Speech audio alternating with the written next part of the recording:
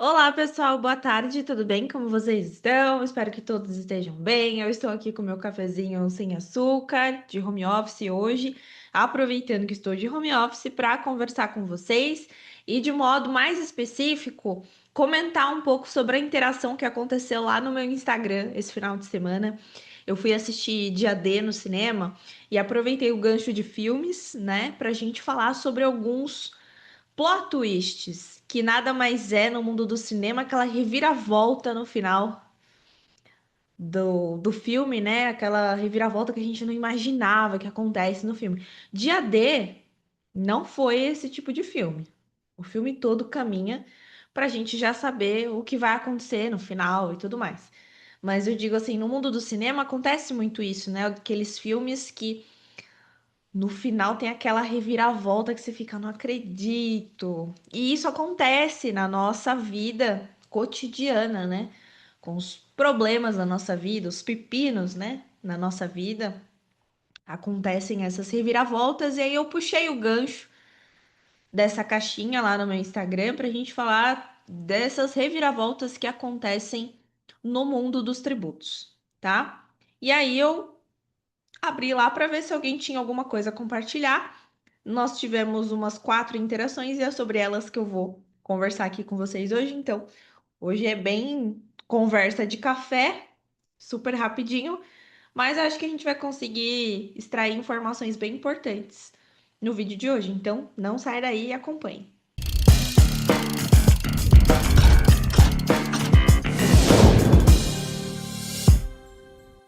Bom, gente, eu selecionei as perguntinhas aqui, deixei no meu WhatsApp para facilitar na conversa que eu tenho comigo mesma, né? No WhatsApp vocês também têm, assim, uma janela que é com vocês mesmo para colocar, tipo, anotações? Eu tenho. Então, eu utilizei aqui para colocar as interações. Então, a primeira delas foi: cair na malha porque a imobiliária não me falou que eu tinha que pagar o imposto federal. E isso é mais comum do que a gente imagina. Por quê?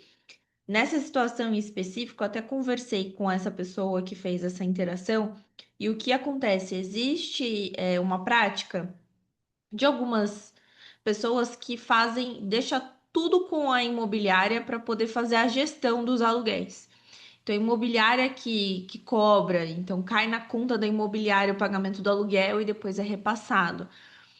Só que quando a imobiliária faz esse tipo de intermediação, ela comunica ao governo, né? Não vou ser técnica aqui, vamos falar uma linguagem bem simples. A imobiliária ela comunica ao governo que ela fez esse pagamento para você. Então, se de alguma forma você não paga, por exemplo, o imposto de renda via Carnê-Leão e você tem necessidade de recolher o imposto de renda naquela situação, o que vai acontecer? A imobiliária vai prestar uma informação que vai cruzar com a falta da tua declaração e consequente pagamento, por exemplo, e aí você vai cair na malha, porque existe uma informação de que a imobiliária te transferiu valores e não tem nenhuma declaração de que você recebeu esses valores. Então existe essa divergência e por isso você cai na malha. Você não cai na malha só porque você está devendo imposto, entende? Muitas vezes você pode cair na malha para explicar, para mostrar um documento comprovante, tá tudo certo, não vai gerar valores a pagar, né? Mas as pessoas ficam preocupadas porque geralmente quando acontece isso, tem alguma consequência grave de penalidade e tudo mais, mas nem sempre é assim. Então, quem trata com imóveis tem que procurar um profissional especialista para se informar das obrigações fiscais também, se não conhece por completo as obrigações que tem.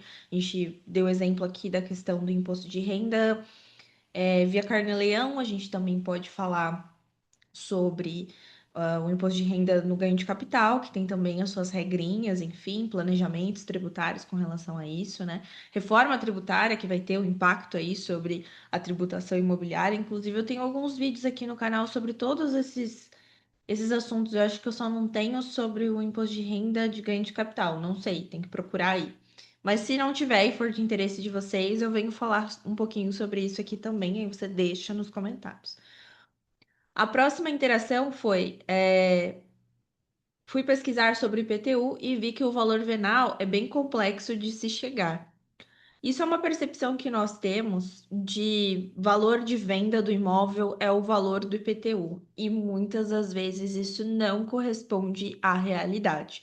Pode ter uma coincidência, sim, de ser compatível, mas nós temos aí um dinamismo muito grande de municípios. Temos vários municípios ao redor do nosso país e cada município adota aí alguns critérios, mas o que importa para nós é esses critérios têm que estar previstos na legislação. Para eu, Beatriz, por exemplo, aqui no município de Guarujá, eu ser capaz de saber como que a prefeitura chegou ao valor venal do meu imóvel. Porque isso faz parte, né, da legalidade, isso faz parte da tributação.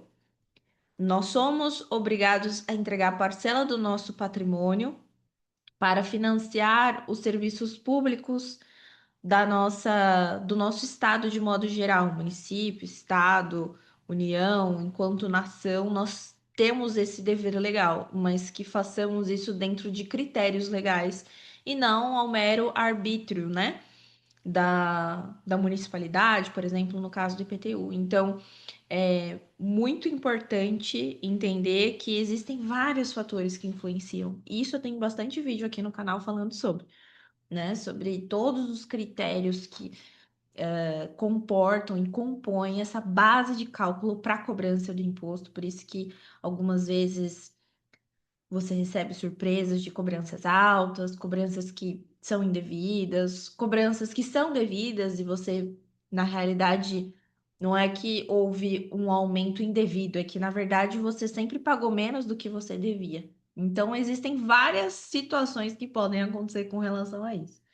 Então, sim, é bem complexo de se chegar a esse valor. Depois temos uma aqui. Comprei um imóvel há anos e depois tive problemas com o IPTU. Isso acontece bastante também. E é muito mais comum do que a gente possa imaginar. Isso, eu tenho também um vídeo aqui no canal falando sobre isso, né? Dos contratos que a gente precisa atualizar os cadastros, ter o hábito de certificar, de atualizar os cadastros no município, né? Porque não adianta depois mostrar contrato, a gente tem que cumprir as nossas obrigações legais.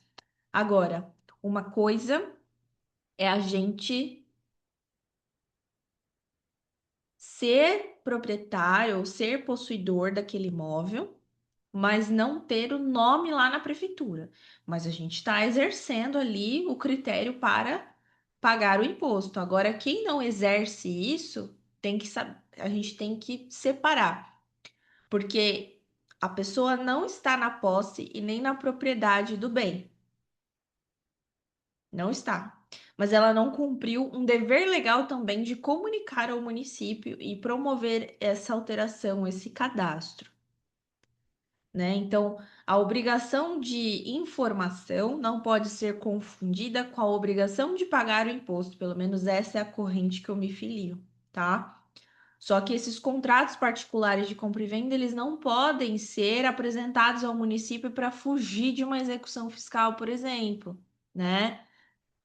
Não de forma única, exclusiva. A gente tem um dispositivo na legislação que é expresso em dizer isso, é o 123 do Código Tributário Nacional. Então a gente precisa tomar um cuidado muito, muito, muito grande com isso, porque realmente isso existe. E aí, até você resolver, por exemplo, num processo civil contra a pessoa que está lá, que você vendeu, no sentido, olha, você não fez o que precisava fazer, você não providenciou essa alteração, como a gente combinou na hora da venda, que você ia lá, ia trocar, agora fica aí com esse prejuízo.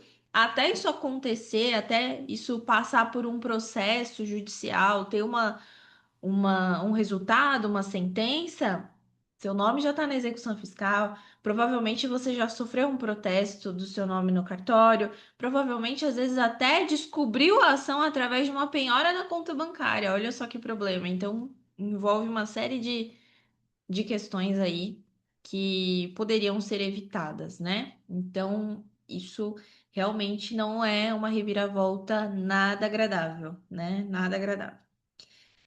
E por último, aqui nós temos, recebi uma guia de TBI calculada sobre um valor muito maior do que eu paguei pelo meu imóvel do nada.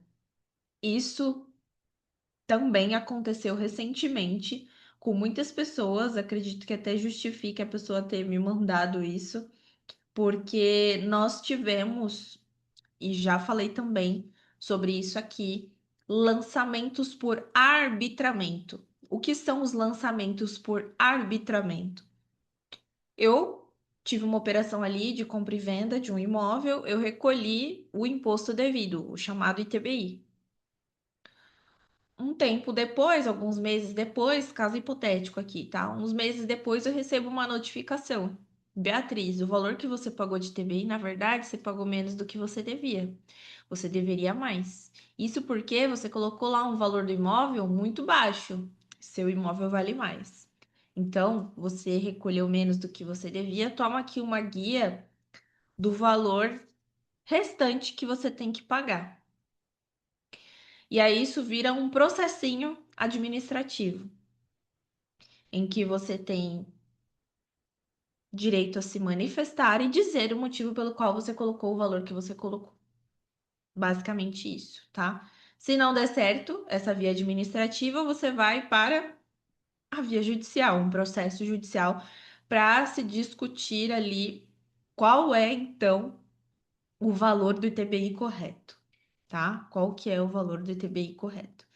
Então, todas essas situações acabam acontecendo, seja por falta de informação, seja por falta de um profissional especialista acompanhando, ou simplesmente erros. Às vezes você está muito bem assessorado por um profissional, mas o município, o estado, a própria União comete algum erro, um erro de sistema, um erro de interpretação, erros. Então, você está assessorado às vezes de um profissional que te explicou os caminhos a seguir, mas mesmo assim deu errado, porque podem acontecer problemas em sistemas, né?